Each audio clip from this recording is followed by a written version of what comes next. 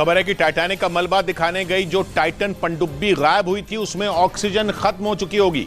Australia की एक news website ने इसका दावा किया और कहा कि जो पनडुब्बी पिछले 5 दिन से लापता है उसमें ऑक्सीजन नहीं बची होगी, जिसकी वजह से पनडुब्बी में सवार 5 अरबपतियों की जान मुश्किल में फंस गई, क्योंकि जैसे जैसे समय बीत रहा है उनकी जान पर खतरा बढ़ता जा रहा है। हालांकि पनडुब्बी की तलाश अब भी जारी है, लेकिन कई दिनों की तलाश के बावजूद अब तक टाइटन पनडुब्बी का पता नहीं चल पाया।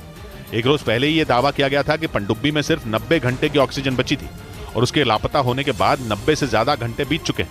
मतलब साफ है, पनडुब्बी में ऑक्सीजन नहीं है, ऐसे में उसमें सवार लोगों का बचना नामुमकिन है। खबर यह भी आई थी कि पनडुब्बी में रखा खाने पीने का सामान भी खत्म हो चुका होगा। और पनडुब्बी में ऑक्सीजन खत्म होने की खबरों के बीच पश्चिमी मीडिया ने दावा किया कि फ्रांस ने टाइटन पनडुब्बी को ढूंढने के लिए एक खोजी रोबोट भेज दिया। टाइटन पनडुब्बी की तलाश पिछले 5 दिन से की जा रही है, लेकिन अब तक उसका पता नहीं चल पाया। ऐसे में फ्रांस ने अपना एक खास रोबोट समुद्र में भेजा जो टाइटैनिक के मलबे से भी ज्यादा गहराई में जा सकता है। और इस रोबोट का नाम विक्टर 6000 है।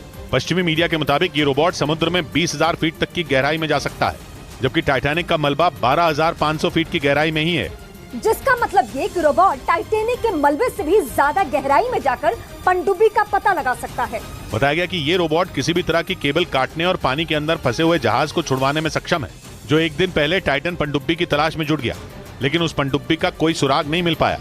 वहीं टाइटन पनडुब्बी की खोज तो जारी है, लेकिन उसका कोई पता नहीं चला और न ही उसमें बंद 5 अरबपतियों का कोई सुराग मिला। चिंता की बात यह है कि सिर्फ 22 फीट लंबी इस पनडुब्बी में सही से न बैठने की जगह है और न ही उठकर चलने की। इसी बीच पनडुब्बी में ऑक्सीजन खत्म होने की भी खबर आ गई और दावा यह किया जा रहा है कि 90 घंटे से ज्यादा का वक्त बीत जाने के बाद अब उनके पास खाना भी नहीं बचा होगा। एक रिपोर्ट के मुताबिक टाइटन पनडुब्बी सिर्फ 22 फीट लंबी और 9 फीट चौड़ी है, जो सिगार की तरह दिखती है। ये इतनी छोटी है कि इसमें लोग उठकर ठीक से चल तक नहीं सकते, इसलिए इसमें 8 घंटे तक का सफर भी मुश्किल हो जाता है। टाइटन पनडुब्बी में एक टॉयलेट भी है, लेकिन बताया गया कि उसका कभी इस्तेमाल ही नहीं किया गया और इसीलिए ये दावा किया गया कि इस छोटी सी पनडुब्बी से जाने का फैसला ही गलत था। हालांकि इस टाइटन पनडुब्बी से पहले भी टाइटैनिक के मलबे तक लोग पहुंच चुके हैं, लेकिन इस बार समंदर में उतरने के बाद से ही ये पनडुब्बी लापता है।